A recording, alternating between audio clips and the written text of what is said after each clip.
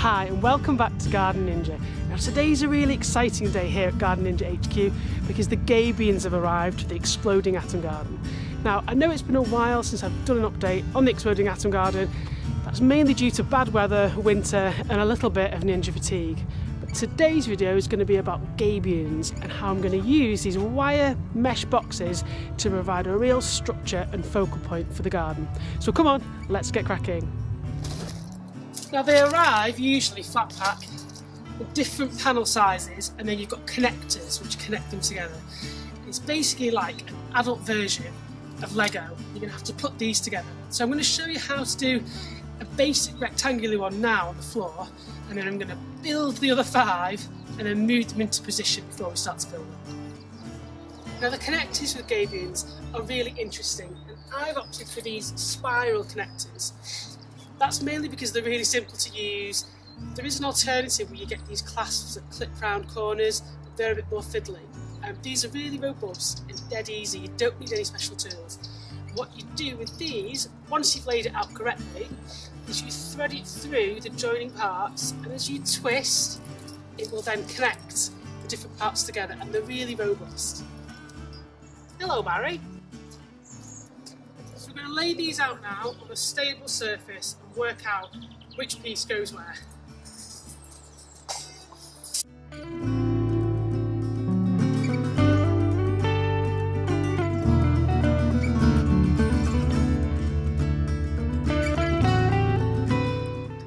So it can feel like a bit of a brain melt trying to do this. If you lay it out, you can then pull up the sides and the top, and you'll be able to visualise the box much more easily. So these 2 pieces here, if I've got this right, are the bottom. We've got the top 2 pieces over there. We've got the ends, and there's 2 more pieces this size that are going to make the other side. And this one's going to be flipped up on its side as a long, skinny rectangle, hopefully. Now it's worth noting at this point, you're probably going to have an extra piece that has much bigger gaps between the metal. Now this is a brace, so once you've laid out your box and you've started to construct it, the brace is going to go in the very centre. Again, it might be hard to visualise, but check the instructions. But what this will do is you put the connector through it, and it will then sit in the middle of the box and allow you to put braces, which are like hooks, onto each side so that the box doesn't bulge. If you didn't have this, you've got a big rectangular box full of stone. The chances are the pressure from the middle is going to force the sides apart. So this is key. It's almost like the keystone in a bridge. You need this to make sure that the box is stable.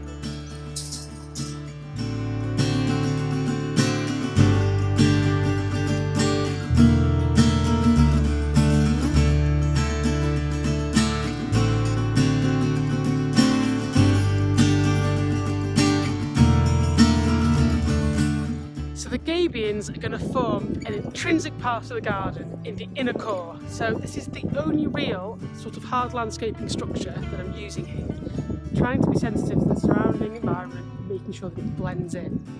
So I'm going to walk back to where I've just walked from, but here's one of the Gabions. Let's see if I can get that to work. Yeah. Here's one of the Gabions I've just made now, and I'm going to move it into position. So if you can see here in the inner ring, this first one is going to go right on the edge, up against the edge, and that's for drama, so I want you to be able to see it. It's going to have high impact.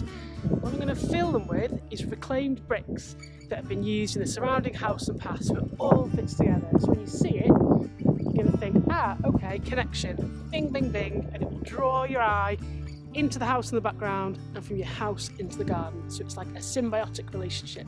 That's a big word, isn't it? Right, so I'm going to finish building the other 5 of those, which is going to take me a good few hours, and then I'm going to lay them out. So I'm going to ensure that I've got my levels right. So I've got a rake here and a spirit level. The ground's been recently cultivated. I'm then going to tamp it with my feet by walking along where the Gabions are going to go. Put them in first, making sure they're level, and then backfill.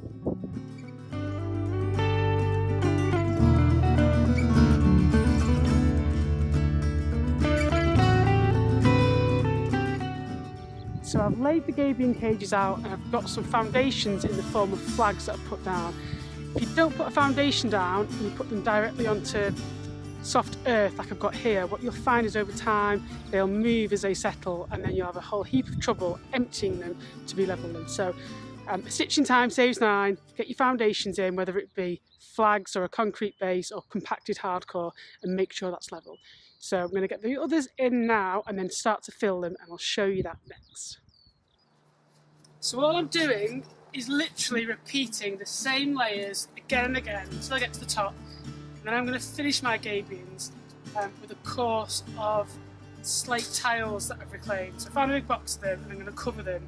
I think that'll give a really nice look because you'll have the dark grey blue of the slate, you'll have the sort of distressed look of these reclaimed bricks that must be at least 60-70 years old, and then you've got the broken flags, so completely recycled, and hopefully it's going to look incredible.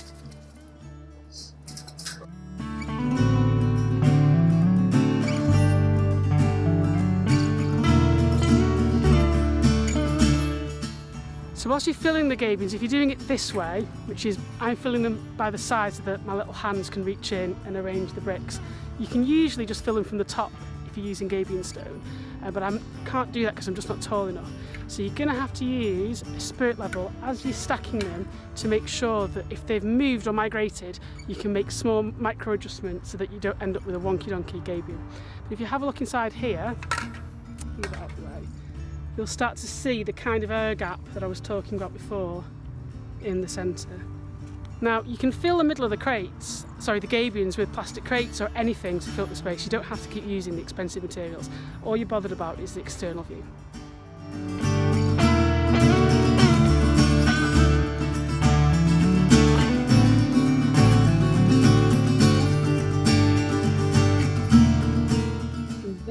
Is the slate lid that I was telling you about. So I had a pallet full of second-hand sort of broken slates, and I thought, brilliant, I can use those to top it off. It just sort of makes it look a lot neater and tidies up the inner space, because there's quite a few sort of air pockets within there which bugs will be able to crawl around in and water will be able to drain through. So without the lid, you'll be able to see sort of the air gap. So I think that's a nice finish, and I'll show you the edge. Yeah, you can kind of see how it's going to look. So I've got quite a few more to do. I'm going to crack on.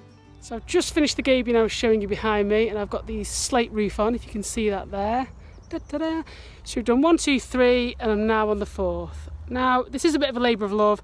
I could have just used Gabion stone, but A, it's expensive, B, I wanted to recycle all these materials that I've managed to salvage, and C, I just think it's nice if you're using things that are quite brutal to add a subtle design technique. So with the brickwork pattern you can see there, interlaced with the broken flags, it links back to the house in the background, and I just think it just looks a lot nicer. The aesthetic of it works, but obviously it's up to you. You could fill them full of Gabion stone, bricks like I've done, slate, logs, debris, whatever you want to put in there, and they do also act as massive bug hotels, and I'll talk a bit more about that later on. So I've got to get cracking because the sun is about to set, and I really want to finish this 4th one before I finish for the day.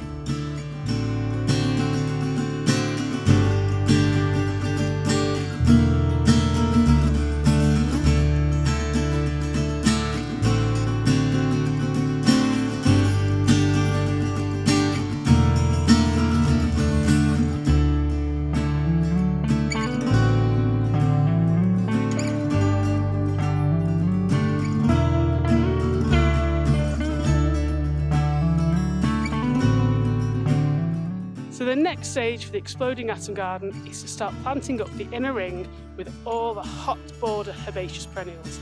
Now rather than buy these and source them from nurseries, this year I've decided to grow them all myself in my greenhouse from seed.